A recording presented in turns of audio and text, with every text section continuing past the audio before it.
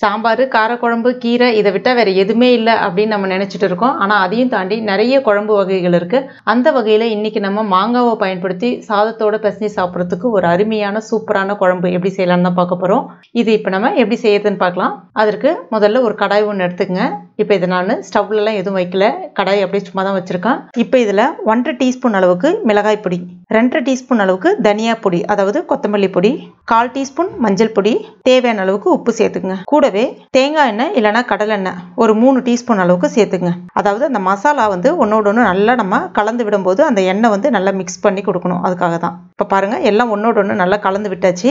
இப்போ இதில் ஒரு 15 சின்ன வெங்காயம் எடுத்திருக்கேன், 2 கட் பண்ணி எடுத்திருக்கேன், சேர்த்துக்குங்க. சின்ன வெங்காயம் இல்லை அப்படின்னா பெரிய வெங்காயம் கூட நீங்கள் பயன்படுத்திக்கலாம். கொஞ்சம் பொடிசாக கட் பண்ணிட்டு சேர்த்துக்குங்க. கூடவே 4 பச்சை மிளகாய் நீல வாக்கில் கட் பண்ணிட்டு சேர்த்துக்குங்க. 1 டீஸ்பூன் அளவுக்கு பொடிசாக கட் பண்ண இஞ்சி துண்டு. அடுத்ததான் கருவேப்பிலையிலேயே கொஞ்சமாக எடுத்துட்டு நல்லா கையால் இந்த மாதிரி கிள்ளி விட்டு சேர்த்துங்க, நல்லா வாசனையாக இருக்கும். இப்போ இதை ஒரு நிமிஷம் நல்லா கலந்து விட்டுட்டு ஒரு 10 நிமிஷத்துக்கு அப்படியே மூடி வச்சிடலாம். அடுத்ததான் நான் இன்னைக்கு கிளிமூக்கு மாங்காய் எடுத்திருக்கேன். இது முழுசாக பயன்படுத்த போகிறது கிடையாது, இதில் ஒரு பாதி மாங்காய் மட்டும் தான் பயன்படுத்த போகிறேன். இப்போ இந்த மாங்காவை தோல் நீக்கிட்டு நீல வாக்கில் ஒரு விரல் சைஸ்க்கு இருக்கிற மாதிரி பார்த்துட்டு இந்த மாதிரி கட் பண்ணி எடுத்துக்கங்க. அடுத்ததா 1 கப் அளவுக்கு தேங்காய் எடுத்திருக்கேன், அதாவது ஒரு மூலி தேங்காய்னு சொல்லுவாங்க. ஒரு தேங்காயில் பாதி எடுத்திருக்கேன், சின்ன சின்ன துண்டுகளாக கட் பண்ணிட்டு எடுத்திருக்கேன். இப்போ இதை மிக்சியில் சேர்த்துட்டு மறுபடியும் 1 கிளாஸ் அளவுக்கு தண்ணி சேர்த்துட்டு நல்லா நைஸாக அரைச்சி எடுத்துங்க. முதல் பால் மட்டும் வடிகட்டி எடுத்துங்க. இப்போ மறுபடியும் இந்த சக்கரை இருக்கு இல்லையா, இதில் மறுபடியும் கொஞ்சமாக தண்ணி சேர்த்துட்டு நல்லா நைஸாக அரைச்சிட்டு 2வது பால் வடிகட்டிங்க. இப்போ ஃபர்ஸ்ட் கிளாஸில் இருக்கிறது முதல் பால், இப்போ மறுபடியும் வடிகட்டி எடுத்துருக்குது 2வது பால். அதுக்கு அடுத்துதான் இப்போ ஒரு 10 நிமிஷம் ஆயிடுச்சு. இந்த மசாலா நல்லா ஊறி இருக்கு. இப்போ இதில் கட் பண்ணி வச்சிருக்க அந்த மாங்காய் துண்டுகளை சேர்த்துக்குங்க. சேர்த்துட்டு ஒரு முறை நல்லா கையால் கலந்து விட்டுக்குங்க. அடுத்ததா 2வது பால், நம்ம தேங்காய் பால் எடுத்து வச்சிருந்தோம் இல்லையா, அந்த தேங்காய் பாலை இப்போ இதில் சேர்த்துக்குங்க. சேர்த்துட்டு மறுபடியும் கொஞ்சமாக தண்ணி விட்டுக்குங்க.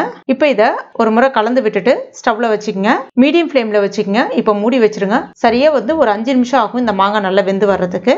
இப்போ ஒரு 5 நிமிஷம் ஆயிடுச்சு, மாங்காய் நல்லா வெந்து வந்துருச்சு. அடுத்ததா நம்ம முதல் தேங்காய் பால் எடுத்து வச்சிருந்தோம் இல்லையா, அதை சேர்த்துக்கலாம். சேர்த்துட்டு கூடவே தேவையான அளவுக்கு உப்பு, ஏற்கனவே உப்பு சேர்த்துருக்கோம், இப்போ கொஞ்சமாக உப்பு சேர்த்துக்குங்க. அதாவது முதல் தேங்காய் பால் நம்ம சேர்த்த உடனே ரொம்ப நேரம் கொதிக்க விடக்கூடாது. ஜஸ்ட் அந்த நுர பொங்கி வரும்னு சொல்லுவாங்க, லைட்டாக அங்கங்கே ஒரு சின்ன கொதி மாதிரி வரும். இப்போ இந்த ஸ்டேஜில் ஸ்டவ் ஆஃப் பண்ணிடுங்க. இப்போ இதுக்கு நம்ம ஒரு தாளிப்பு கொடுத்துக்கலாம். அதற்கு ஒரு தாளிப்பு கட்டையில் 1 டீஸ்பூன் எண்ணெய் சேர்த்துங்க. எண்ணெய் காஞ்ச பிறகு 1/2 டீஸ்பூன் கடுகு, 2 வரமிளகாய் உடச்சி விட்டுங்க. கூடவே ஒரு 5லேருந்து ஒரு 6 சின்ன வெங்காயம் நல்லா பொடிசாக கட் பண்ணிட்டு எடுத்திருக்கேன். அந்த மாதிரி சேர்த்து தாளிச்சோன்னா ரொம்ப ரொம்ப அருமையாக இருக்கும். அதையும் சேர்த்துக்குங்க. இப்போ வெங்காயம் கொஞ்சம் அதையும் வந்த பிறகு கருவேப்பிலை இலைகள் சேர்த்துங்க.